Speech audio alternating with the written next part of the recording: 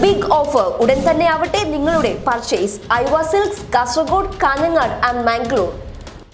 മാറ്റങ്ങളോടെ കോൺഗ്രസ് പുതിയ തന്ത്രങ്ങൾ ആവിഷ്കരിച്ച് മുന്നിലോട്ട് പോയപ്പോൾ ബീഹാറിൽ വലിയ തരംഗമുണ്ടാക്കാനാണ് കോൺഗ്രസ് ശ്രമിച്ചുകൊണ്ടിരിക്കുന്നുള്ളത്.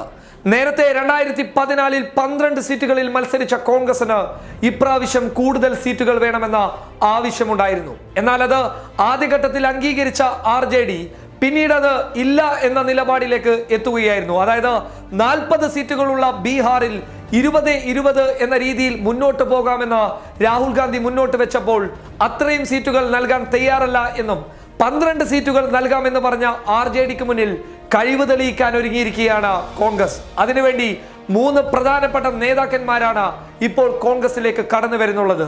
BJPയുടെ MP ആയ ശത്രുഘ്നൻ സിൻഹ, അതുപോലെ തന്നെ RLSPയുടെ നേതാവായ അരുൺ കുമാർ സിംഗ്, ഒപ്പം ലോക് ജനശക്തിയുടെ നേതാവായ അലി കൈസറും കോൺഗ്രസിലേക്ക് കടന്നു വരാനുള്ള ഒരുക്കത്തിലാണ്.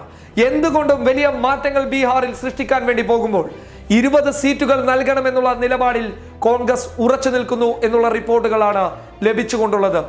എന്നാൽ കോൺഗ്രസ് നേതാക്കന്മാർക്ക് മുന്നിൽ ശത്രുഘ്നൻ സിൻഹ ചില നിബന്ധനകൾ മുന്നോട്ട് വെച്ചിട്ടുണ്ട്. അതിലൊന്ന് എന്ന് പറയുന്നത് തന്റെ മണ്ഡലമായ പാട്നയിലെ സഹോബിൽ നിന്ന് തന്നെ മുന്നോട്ട് കൊണ്ടുവരണമെന്നുള്ള ഒരു തീരുമാനം കോൺഗ്രസ് നേതാക്കന്മാർക്ക് മുന്നിൽ ശത്രുഘ്നൻ സിൻഹ മുന്നോട്ട് വെച്ചിട്ടുണ്ട്. ഇത് അംഗീകരിക്കാൻ കോൺഗ്രസ് നേതാക്കന്മാർ തയ്യാറായതോടുകൂടിയാണ് ഈ മാറ്റങ്ങളിലേക്ക് സിൻഹയെ നയിച്ചിട്ടുള്ളത്.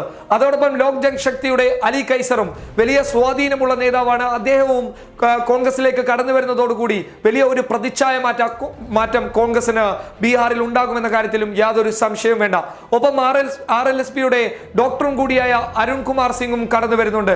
എന്തു പറഞ്ഞാലും രാഹുൽ ഗാന്ധിയുടെ തന്ത്രങ്ങൾ ബീഹാറിൽ മുന്നോട്ട് പോകുമ്പോൾ നേരത്തെ പറഞ്ഞതുപോലെ തന്നെ 20 സീറ്റുകൾ കോൺഗ്രസിന് നൽകാനുള്ള ഒരു തീരുമാനത്തിലേക്ക് RJD എത്തുമോ എന്നുള്ള ഒരു ചോദ്യവും അവിടെ അവശേഷിക്കുന്നുണ്ട്. എന്തായാലും രാഹുൽ ഗാന്ധിയുടെ തന്ത്രങ്ങൾ ബീഹാറിൽ ഫലിച്ചുകൊണ്ടിരിക്കുന്ന വലിയൊരു കാഴ്ചയാണ് ഇപ്പോൾ കാണാൻ വേണ്ടി സാധിക്കുന്നത്. News desk public Kerala.